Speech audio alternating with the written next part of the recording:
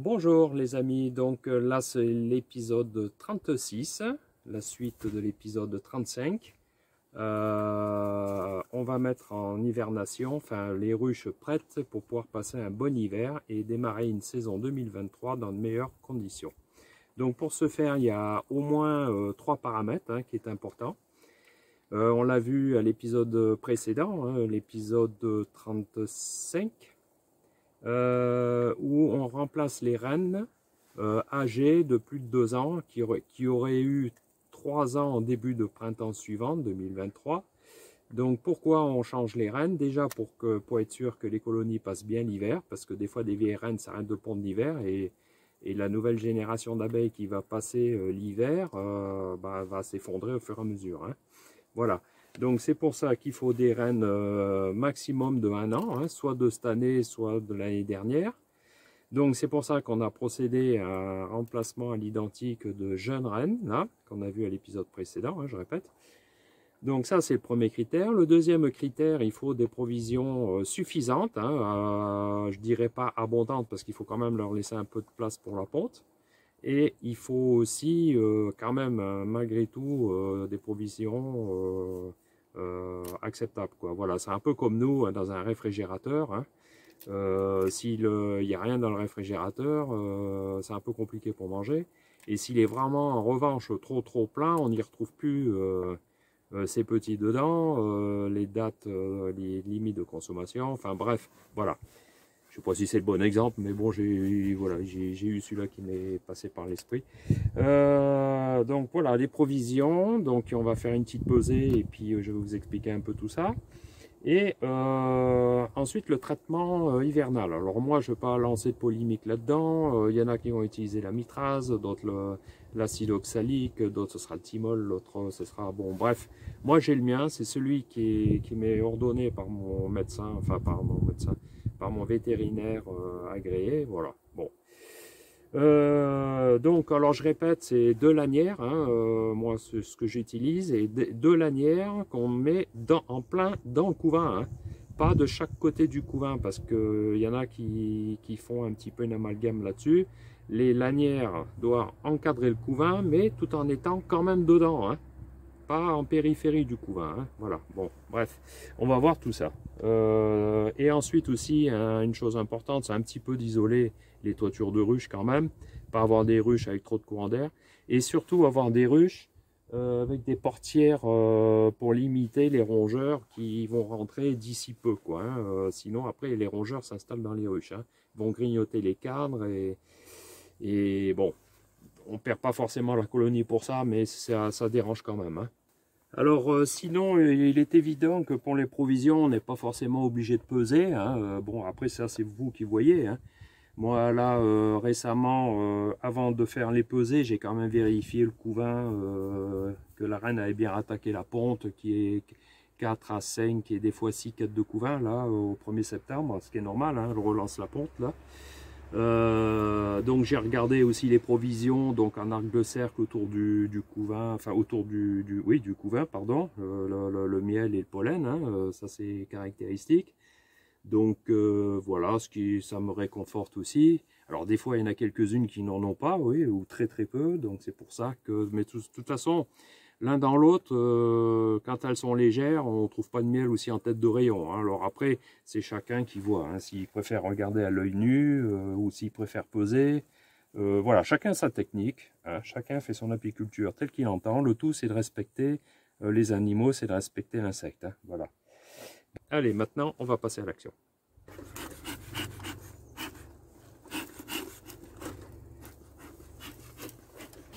Allez, c'est parti. Donc, je vais vous montrer une ruche. Évidemment, je ne vais pas vous montrer un parc animalier.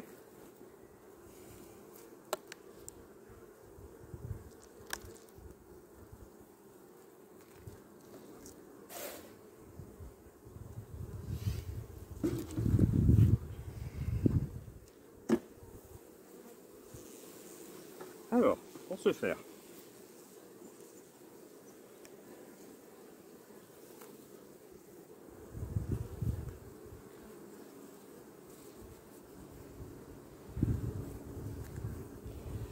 Donc pour vous montrer une chose, ok, premier cadre de couvain, la lanière est bien dedans, hein. Elle n'est pas à côté, elle n'est pas sur un cadre de nourriture qui est ici, hein. Voilà, avec un beau couvain qui tue le varroa, hein. La lanière qui va tuer le varroa, hein. Voilà, donc la lanière d'Apivart Babar se met dans le couvain qui est là. Voilà, là il y a encore même du couvain, d'accord? Il est de part et d'autre, mais dedans. Le couvain est déjà là, hein, sur ce cadre là, hein, d'accord? Donc on a affaire à la lanière, ici.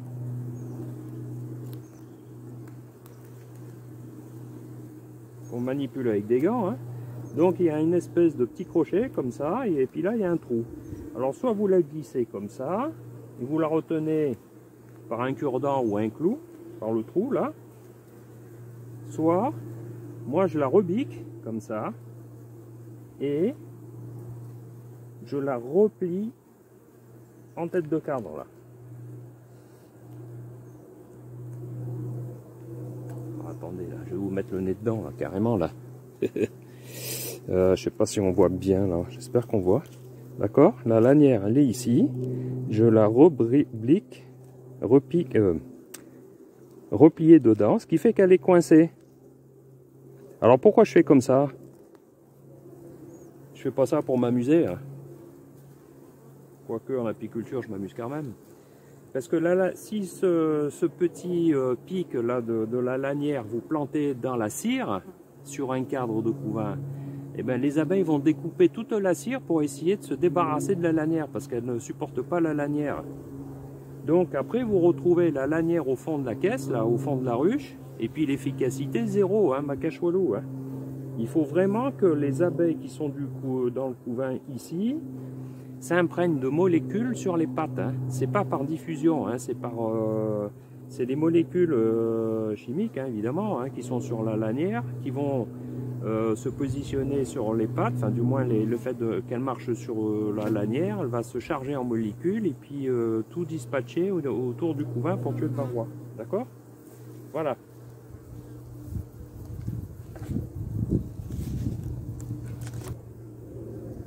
Alors ce qui est important, c'est qu'après, il faut au bout de quelques semaines recentrer les lanières de traitement.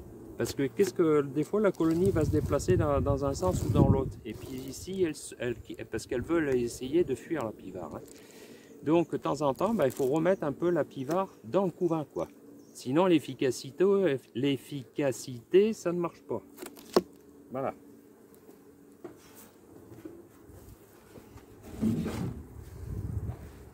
Alors, cette ruche pèse combien? Donc, ce qu'il faut, c'est que moi, ma ruche, alors je l'ai déjà expliqué dans un épisode, hein, c'est que ma ruche, il faut qu'elle fasse 34 kg. Pourquoi? Parce que c'est un calcul que j'ai fait en fonction de la caisse vide avec 4 bâtis, sans miel et tout, et puis 2-3 kg d'abeilles. Donc, c'est à vous de peser une ruche, faire une tare, quoi, ce qu'on appelle, hein. Donc moi je sais que pour avoir des bonnes provisions qui vont bien, il faut qu'elle fasse 34 kg. Donc je pèse avec mon pèse-valise 17 kg là. En plus lecture directe sur le dessus. Et là 14.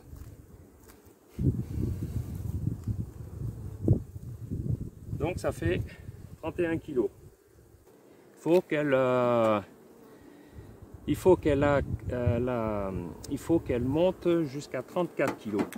Donc elle en fait 31, il manque en théorie 3 kg. Donc je vais leur donner 3 kg mais en plusieurs fois, hein. Il faut quand même leur laisser le temps un petit peu de s'organiser, quoi. Parce que si vous chargez 6 kg d'un coup, parce qu'il en manque beaucoup, elles vont tout stocker, puis il n'y aura plus de place à la ponte il n'y aura plus de place pour la reine à pondre, hein.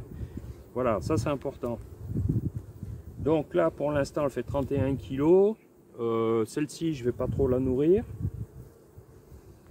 Alors je marque sur les toitures le poids des ruches, hein.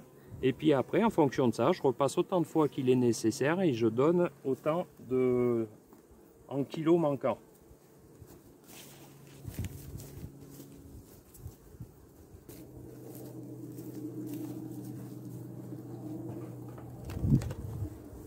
Alors voilà ce que j'ai fait moi. En fait, je ne me suis pas cassé la tête, hein. Voilà, j'ai gradué en kilos le sirop qui est dedans. C'est-à-dire, j'ai mis 1 kg de sirop que j'ai mis sur une balance. Tac, j'ai fait un trait, j'ai mis un deuxième kilo, j'ai fait un trait, etc. Parce qu'en fonction des parois et la forme de mon bidon, hein, c'est un bidon de lessive ça. Hein. Ben je l'ai, comment dire, je l'ai adapté.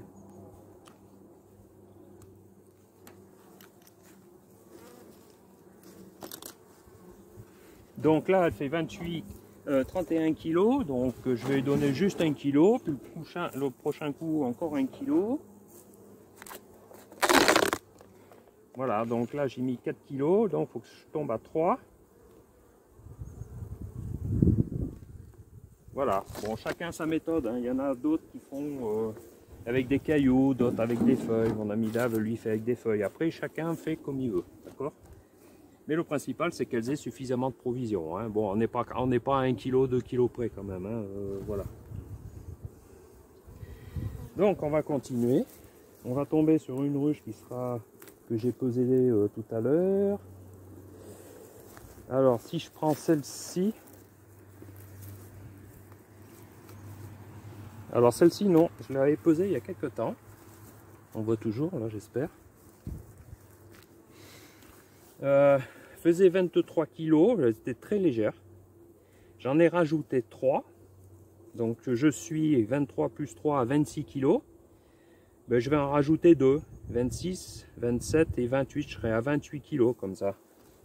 Et le coup d'après, j'en rajouterai autant qu'il en faudra, mais il faut chaque semaine. Voilà. Comme ça relance la ponte aussi, ça. Hein.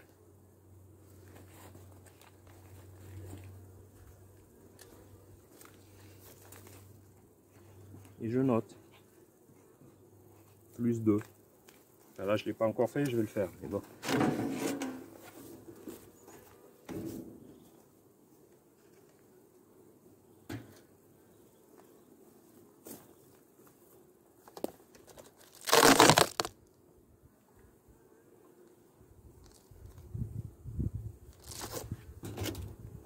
Voilà, ainsi de suite. Après, il y a plus à complémenter, hein, ça suffit. En général, je repèse plus, mais bon, des fois, si, ça m'arrive. Un peu, on va dire, en septembre, octobre, fin octobre, je repèse pour être sûr, quoi, voilà. Si, parce que il est évident qu'elle consomme entre temps, et puis des fois, elle ramasse aussi dans la nature, hein, sur de la luzerne, etc. Donc, des fois, c'est pas toujours justifié. Enfin, justifié, du moins, c'est pas toujours précis. Mais bon, en général, je fais qu'une seule pesée. Hein. Je me prends pas le chou avec ça. Donc celle-là, il y a manqué pas mal. Il faut y aller par petites doses. Hein. C'est pour ça que la dernière fois, j'avais rajouté 3 kg. Là, nous sommes le 1er septembre. Hein. J'en ai rajouté plus 2.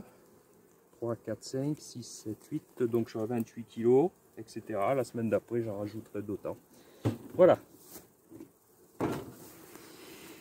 Et puis, comme je vous l'ai dit, hein, je ne sais pas si vous voyez, mais toutes les ruches ont les portières d'entrée fermées, hein, enfin fermées, ouvertes pour qu'elles puissent rentrer et sortir, mais qu'il n'y ait pas des rongeurs qui puissent passer, quoi. Voilà. Ça, c'est important. Hein. Voilà. D'accord ?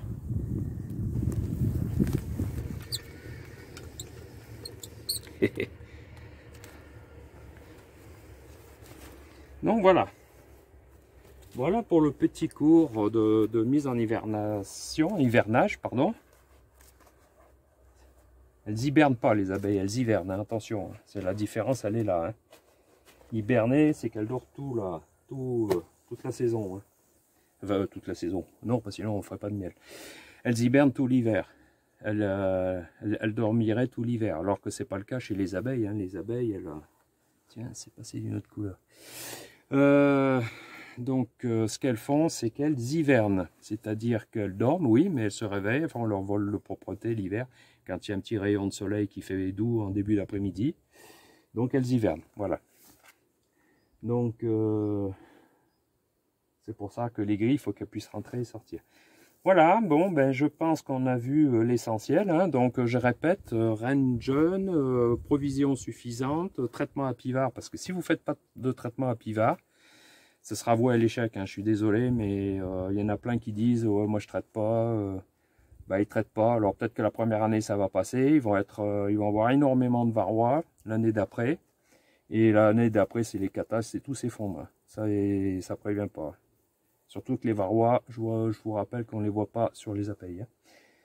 Voilà, bon, ben, j'espère avoir été suffisamment clair. Sinon, vous me mettrez des commentaires, je vous y répondrai. Et puis, voilà, je crois que... Comme ça, c'est un petit épisode qui n'aura pas duré trop longtemps. Faut pas vous ennuyer avec ça. Hein? Bon, ben sinon, je vous dis à la semaine d'après, hein, sur un autre travail, alors qui sera peut-être le nourrissement ou des cas, des cas particuliers. Parce que des fois, il arrive qu'on tombe sur une ruche qui devient bourdonneuse. Ben oui, des fois, ça arrive, quoi, voilà. Bon, là, ça devient un peu critique pour changer les rênes. Hein. Bon, j'en ai encore quelques-unes, mais bon. Voilà, bon, bref, allez, on parlera de tout ça l'épisode suivant. Merci de votre écoute et de me suivre de façon régulière, comme ça, c'est très sympa. Voilà, surtout n'oubliez pas d'épisode, sinon après vous allez décrocher un petit peu. Voilà, bon, ben, je vous souhaite un bon week-end et puis à la semaine prochaine, au revoir.